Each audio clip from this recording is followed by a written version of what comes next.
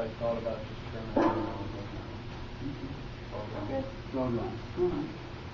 Well, good afternoon, everyone. Good afternoon. You can do better than that, can't you? I mean, real. Is that what I should expect after all these weeks?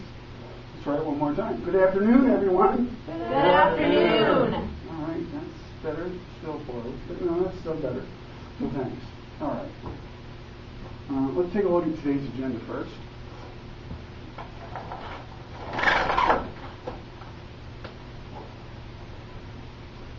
We have a clear roadmap of where we're headed and what I hope to accomplish. So the first thing I'm going to do, or we're going to do, is going to talk about what's in a phrase. At this point in time, we're going to look at an essential question. And that essential question is, how is communication critical to understanding? I'll ask you to think about that a little bit, and we'll come back to it. We're then going to do the behavior management folder, which is well prepared, because I have done an excellent job of vetting the questions that were proposed today, and they had a great foundation for that. After that, I think I'll give you a break. And then we'll talk about what's the deal with behavior. Why do you behave the way you do? Are there reasons you behave the way you do? Is there a context in which we behave? This is rhetorical at this point in time. We'll come to look at those questions a little later. So that's where we look at the antecedent behavior response. Hopefully you got some of that. If you don't, I've got some of it for you. Then we're going to take a look at the handbook and chapter 3 at the same time.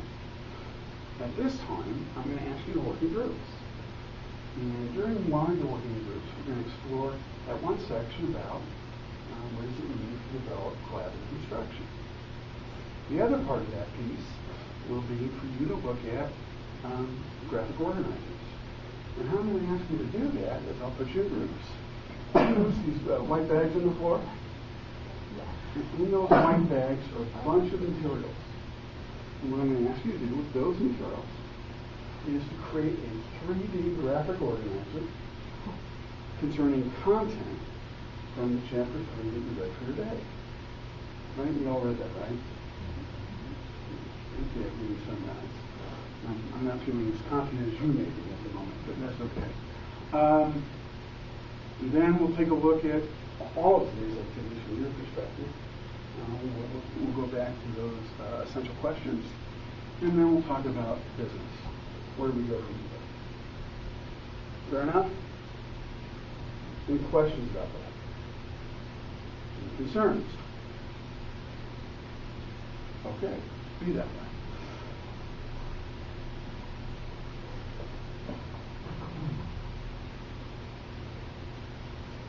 All right.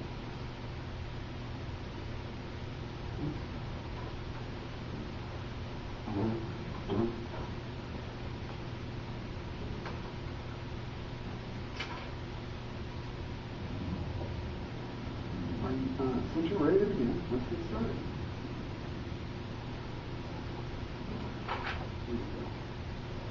So the objective for what we're going to do next is think about the specifics of language. How do we express ourselves? How do we develop a practice of having the means to improve how we communicate? Can we begin with that? How would you like to improve the means in which you communicate with others? So close your eyes for a moment, and please listen to the following conversation. What up? The next person says, it's all good. What's all good? You know. Cool. You got a newbie teacher there. That's chill. No, man, you be tripping. That's a whack. Open your eyes. Do you like my delivery? Yeah. What did you think of that conversation? From the 90s. From the 90s. Yes. Well, there wasn't much communicated. There wasn't much communicated. I know you understood everything that was being said. I understood the word. You understood the words.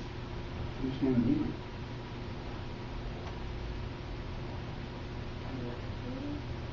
You did? Okay. How many of you are familiar with all those expressions?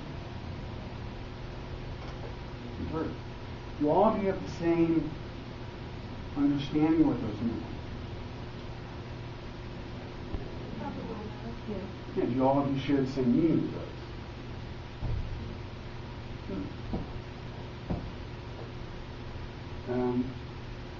What does each expression mean? If I ask you, what's up? What does that mean? How are you? What else might it be? What are you doing? What are you doing? Anything else? Hi. Hmm? Hi. Okay, hi. If you weren't familiar with that expression, what is it literally? What's up above you? Right? Is there a balloon up there? Is the sky up there? Is the ceiling? What kind of ceiling? There's a lot to figure out there, right?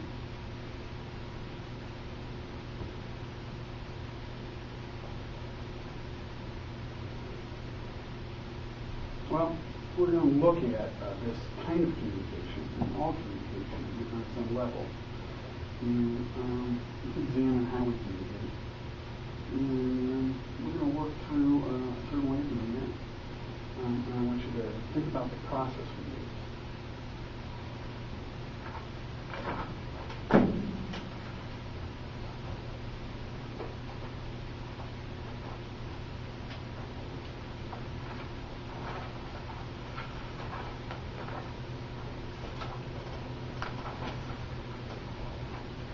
Ready? So, let's take a look at this chart. Develop kind of a practice for you to think about. This will have implications for you as a graduate student, as well as for students you teach. We'll take a look at that in a few minutes. So the first example is the weather is nice. How many of you heard that expression? How many of you use it regularly? Okay. What's meant by the word nice? I'm sorry, go ahead, Andrew. I was just going to say it's an opinion. It is an opinion, isn't it?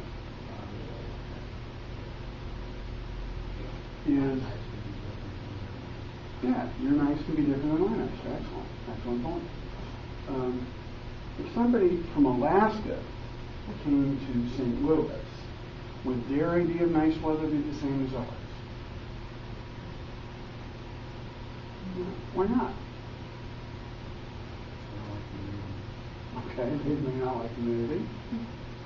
The summer is like almost. Okay. They like 50 below, so it was very easy to talk to them. Okay. So every time we communicate with somebody, what are we doing by using words like nice or good or bad or wrong? Hmm? Well, the statement is certainly broad. What else? We're making assumptions. We are. Very good. Very good. So, what assumption is being made by the expression the weather is nice? The expression is being made. We agree about what nice means. Okay, you're assuming when you say that to somebody that what you think is nice is the same to them. Right? What other assumption is implied here? What other term is used in that four-sentence statement that's understood by both people?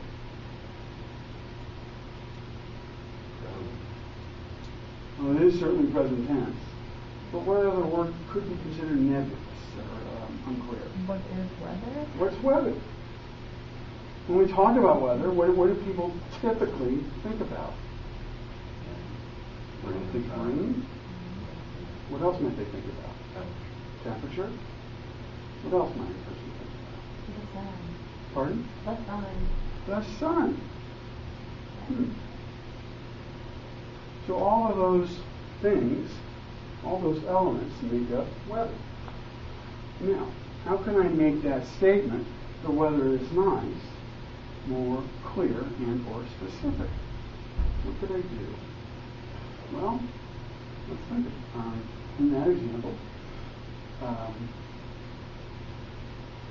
Alex mentioned sun. So one specific I could mention today, the sun is shining. Isn't that an element of weather? There's a light breeze and the temperature is in the 70s. Are those also elements of weather? How does that communicate differently than the original sentence, the weather is nice? Does that communicate differently? And if so, what makes it different? Concrete examples. It's concrete. It's far more specific, isn't it? So isn't the person then you're speaking to far more clear about what it is you're trying to say?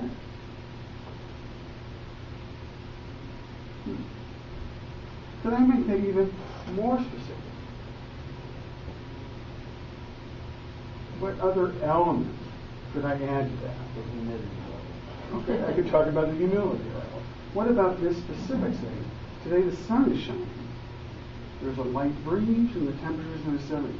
What about those three elements of that statement? Could I make even more specific? The temperature is 72. I can say the temperature is 72. There's no clouds. There are no clouds. What else? The wind is blowing 5 miles per hour. The wind is blowing at 5 miles per hour.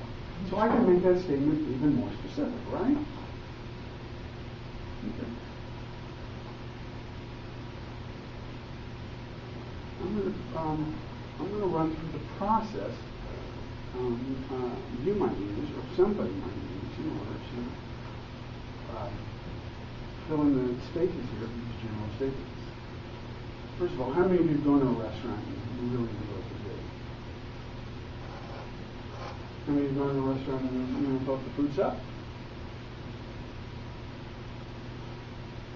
So the food is good, good, good. How many of you have ever seen Jeff Dunham in Peanut? Anybody know who Jeff Dunham is? The ventriloquist? And Peanut loves to say things like, good, good, good. Anyway, that aside. So that's the first step. I'm obviously reading. I need to now think about what might be assumed here. Good. Good. Do I know what good is?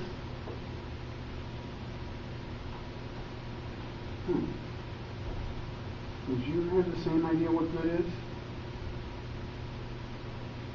Probably not. So I'm assuming that we have the same understanding of what good is. What other word in here might be open to interpretation? Food. Yeah. What kind of food? Am I eating Italian? Or am I eating Chinese? What am I eating? So all of those are assumptions I might make.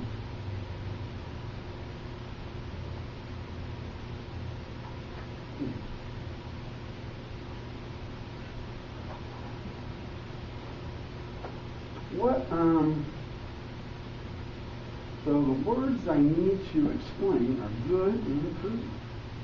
So let me make some changes here.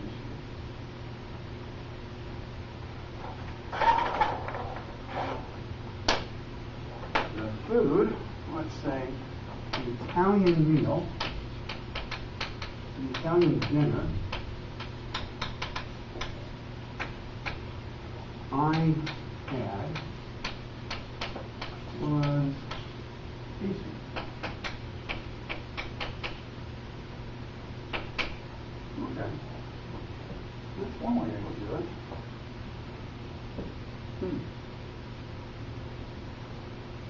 what can I do to make that even tighter?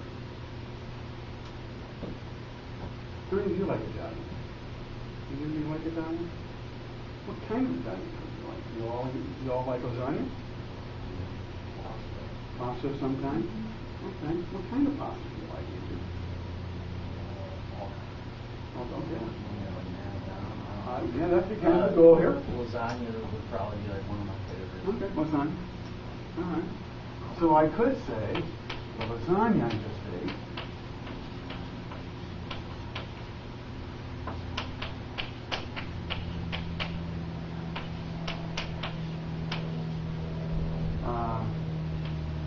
Was full of flavors.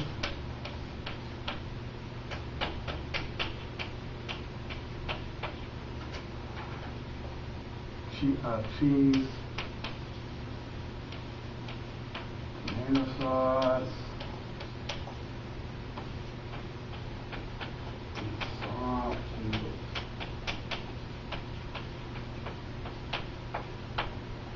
Cool. Cool.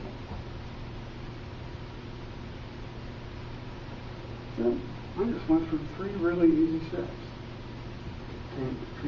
Taking anything back from that banal early sentence, I guess. Food is good, good, good. And turn it into something else.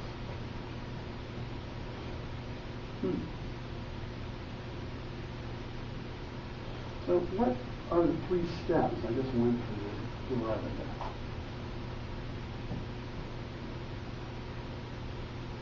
You read it. Okay, I read it. What else did I do while I read it? Or after I read it, I should say. And that's an important point. Got to read it first. What did I do right after I read it? You ask yourself questions. I asked myself questions. What kind of questions did I ask? What is good? Okay. So if I were to look at a different statement, what more general kind of question might I be asking? Okay, what's being assumed? Or another way of looking at that is what words are not clear, right? What words could be interpreted different in many ways, right? Right or wrong? Right. Right, okay. What's the second thing I did? I asked myself, what is being assumed? How can you improve? Okay. Improve those words. All right. Not only I wanted to know how I could improve upon that, or make it more specific or more clear. What did I have to come up with in order to do that? What did I have to add to the sentence or recraft the sentence? Specific. I need to generate some specifics.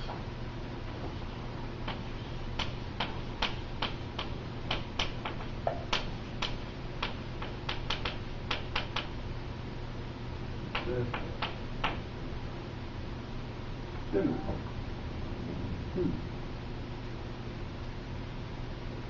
What was that last step? What was the last thing?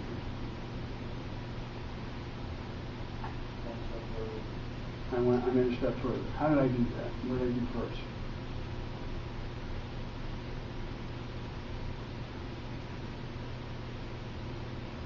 Kind of just put the specifics together in the example. Okay. So as I generated specifics, I rewrote the statement. I'm sorry. Is that what you're getting at here? Yeah. Okay, good.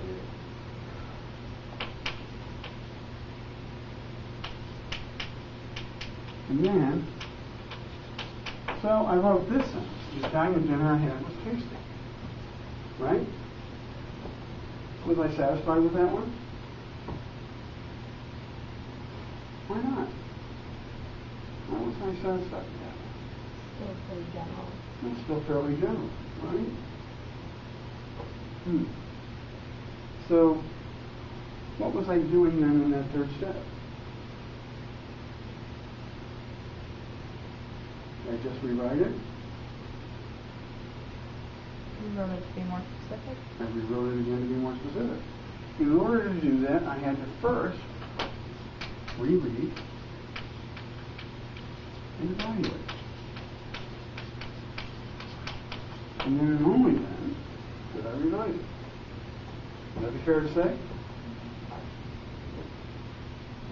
Those are 3 simple steps.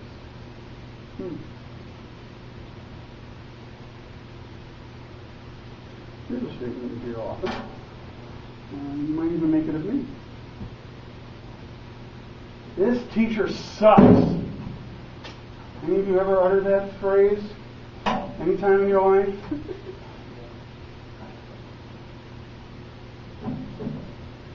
Yes, no?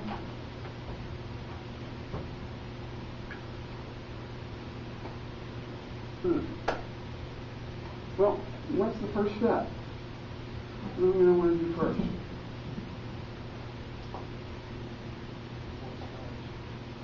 Okay. Yeah, I need to figure out what words are unclear, or what words are so broad. And what was the question, or what was the statement you just made, Andrew? What's that? According to the statement, the teacher did. So the question you're asking is really what?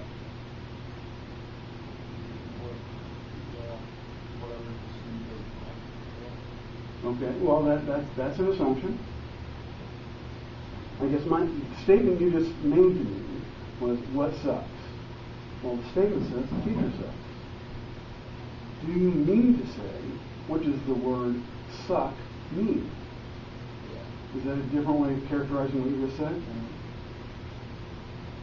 That's the difference between how we communicate, or how we think we communicate, and what we actually communicate. What about specifically yourself? Okay, so that's a question I might want to ask. What about the teacher actually sucks?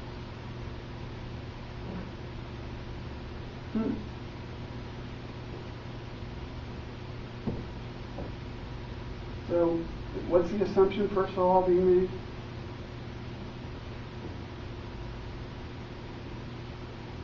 Your assumption am I making by making that statement?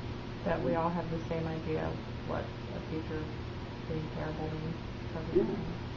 Yeah. We're assuming we're all assuming what it means to be a good or a bad teacher. And we can't say that. Now, while you might all agree that I suck as a teacher, that doesn't really communicate correctly, does it?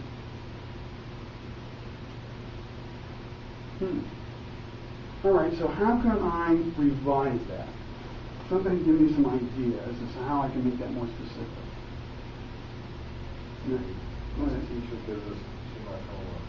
Oh, the teacher gives too much homework. That might make it suck. Okay. All right, so let's use that as our specific.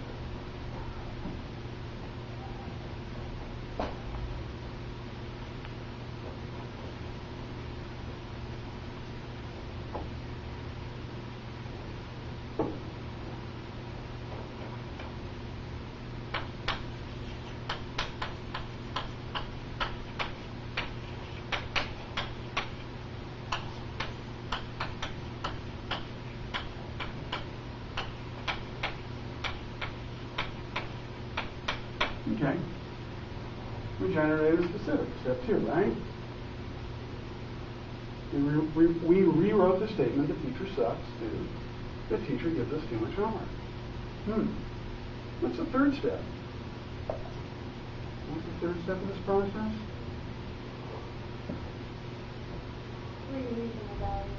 Reread and evaluate. So, what could the teacher gives us too much homework? What about that statement might be unclear? What's too much homework? Yeah, what is too much? What other word? Yeah, Alex? Oh, I was just going to give you a revision. Okay, I'll come to that. Is there anything else about this that might make it that might be too general, or could be more specific? The homework. The homework and us. You're both right. Excellent points. So, Alex, you want to give us a stab at rewriting that? The teacher assigns us 80 pages of War and Peace to read every night. Did I say us? I meant the whole class. Did I say the class? You did say us at first, but the whole class is The good. whole class. All right, so the teacher assigns the class, the whole class. How many pages was it? 80. I had a teacher that did that. But he didn't suck. 80 pages of what? War and Peace. War and Peace. What a wonderful book that is. High school or college? College. And then what was the last part of that? A night.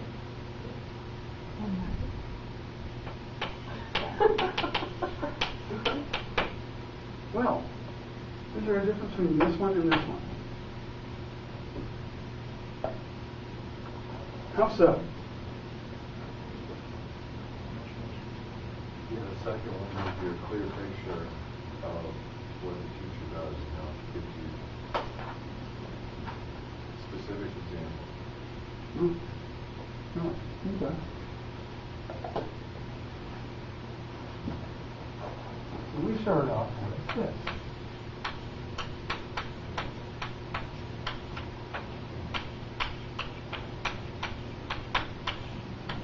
How long is that sentence, the teacher says?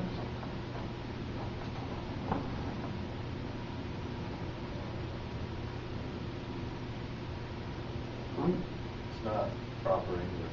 Well, one, it's not standard English, yeah, that's true. Anything else? It's mean. Kind of mean. There's some judgment involved there, right? What else about it?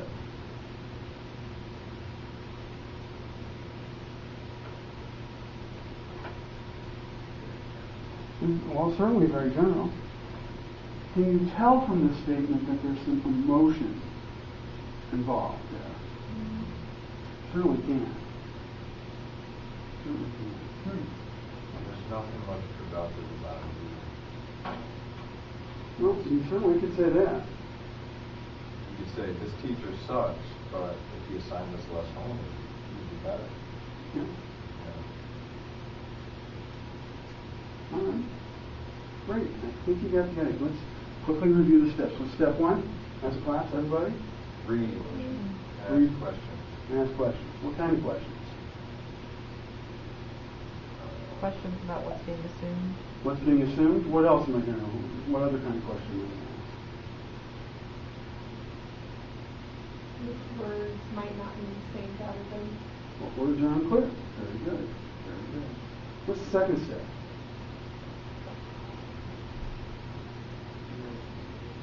Generate some specifics. And what do you do with those specifics?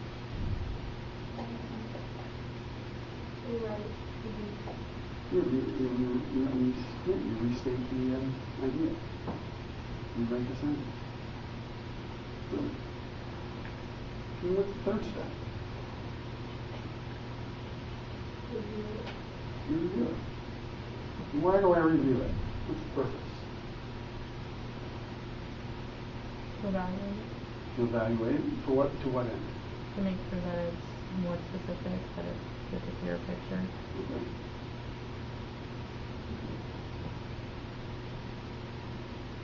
Now I'm going to ask you to do it.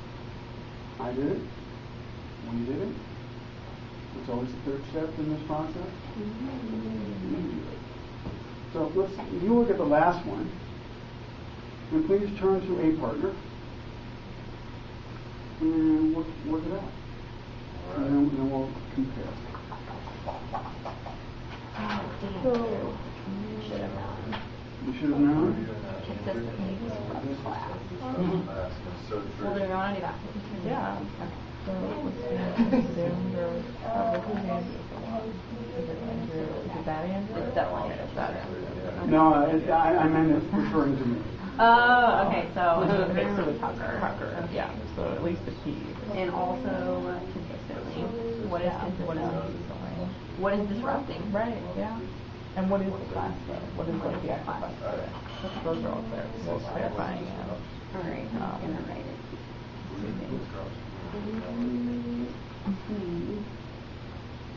Which class?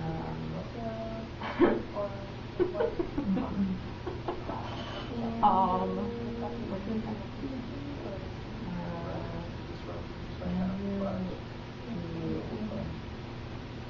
Twice a day. Every hour. Every hour.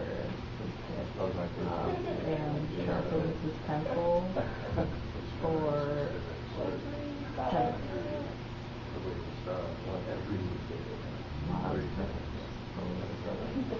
You even have pencil sharpening.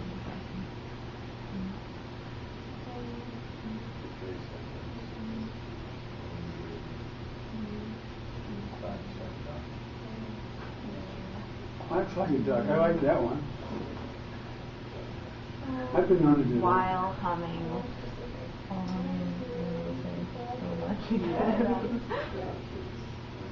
While singing. I'm not going to use it. Like moving his arms and everything.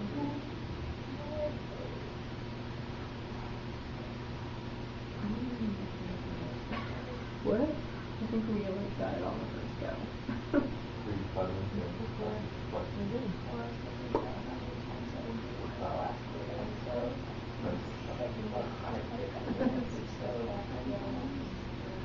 Oh, they were class. Oh, in Biology. Sure. Yeah. I like how you say it was such a thing. You're like biology. Biology.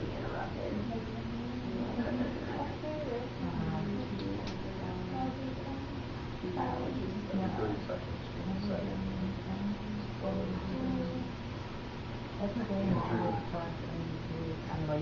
Yeah. Has everybody done the first step? Yes. Has everybody done the second step? Yes. How many of you have done the third step? Yeah. Everybody's done the third step? No, not quite? Done yet. All right, give you a few more, another moment or so.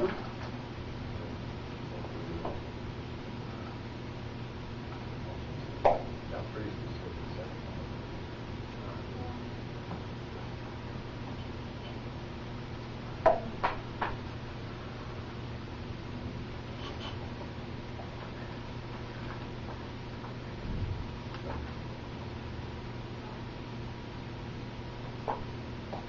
All right, who's dying to tell me about me? Because I'm the manager on this example. I've been known to disrupt the class with you.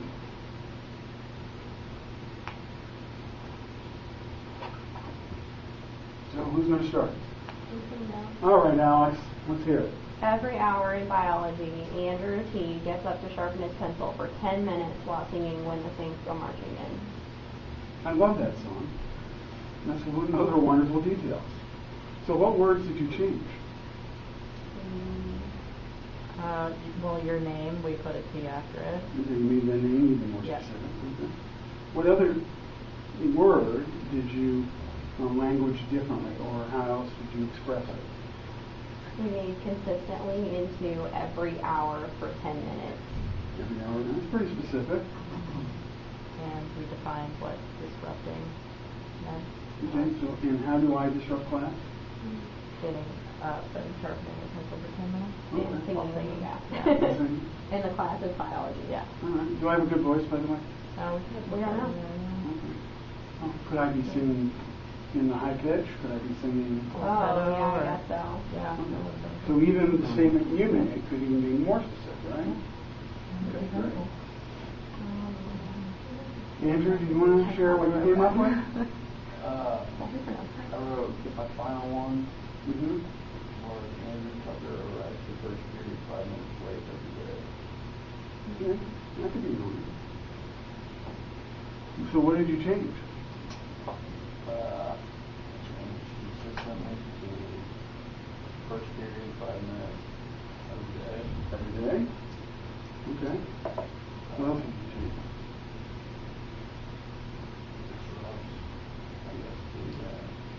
what do I do to disrupt? Wait 5 minutes. Wait 5 minutes? Very good. I like that. Okay. Corey, Mel, This is our last one.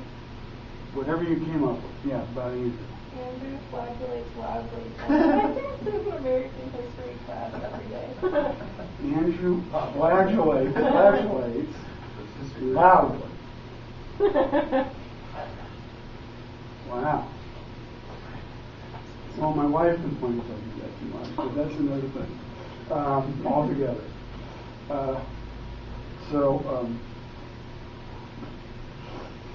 Say that again for me, please.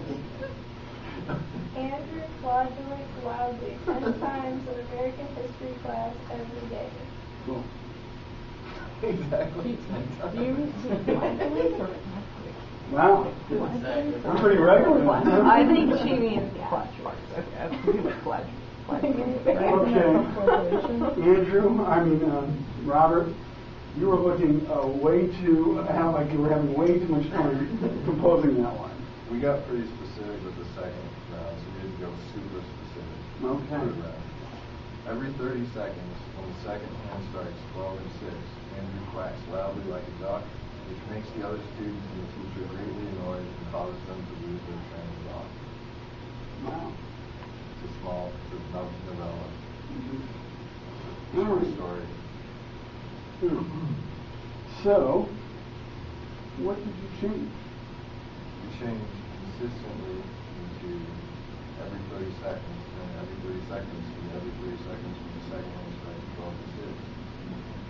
And then we changed disrupts into quacks like duck, and then quacks loudly like duck. And then we turned disrupts into distracts, and then distracts greatly noise and cause us to lose train of thought. Okay. Those are pretty specific. So what again? Let's quickly again. What are the 3 steps? Together? Ask questions. Well, before I ask a question, what do I have to do? I have to read it. Do I read it just generally, or do I read it carefully? I want to read it carefully, don't I? And what do I do after I've read it carefully? Ask questions. What kind of questions am I asking? What's vague? What's vague? I ask what's vague. Okay. That instruction is kind of vague in and of itself. What specifically do I look for as vague? What's not clear and what's missing. I want to figure out what's not. When you say what's clear, what specifically? Words. The words. How am I get the words? Okay, I need to look at the exact words. Interesting. And then what do I do? Once I've looked at the words, I've looked at the assumptions, what do I do next? specifics? I want to generate some specifics. And as I do that, what am I ultimately going to develop or create? New sentence. A new sentence, a new statement. Okay. And then what's the last step? Reread and evaluate. Reread and evaluate.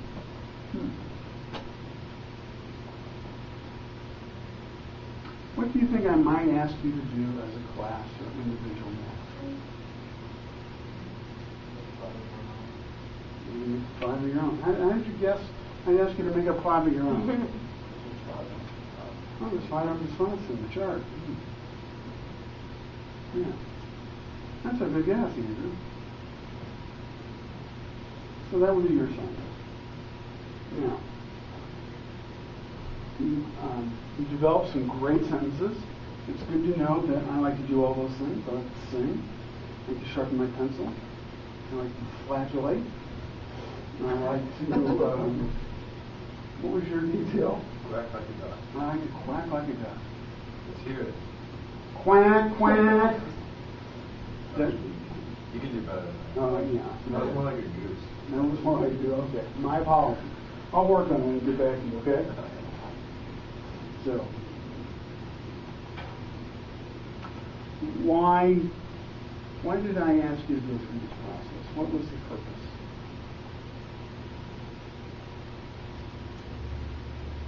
help us get into like the mindset when we're writing things for students, maybe make sure that we're being clear. Yeah. That's very good. That's very good. You need to be clear.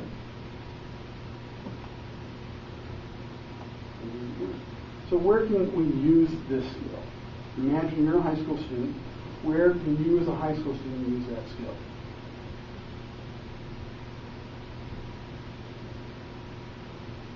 Writing the paper. Writing the paper. English paper, writing a letter to someone, Not writing a letter to someone. texting. Even texting. Some kids write letters and Asking questions to the teacher. Asking a question to the teacher. telling a story to a friend. Telling a story to a friend. So does this apply only in school?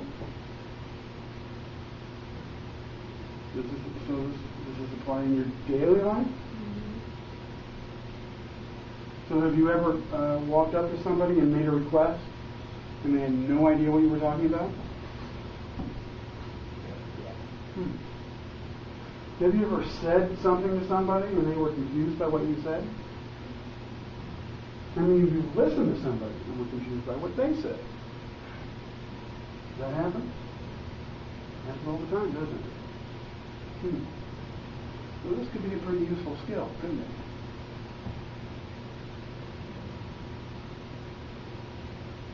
All right, could you stop?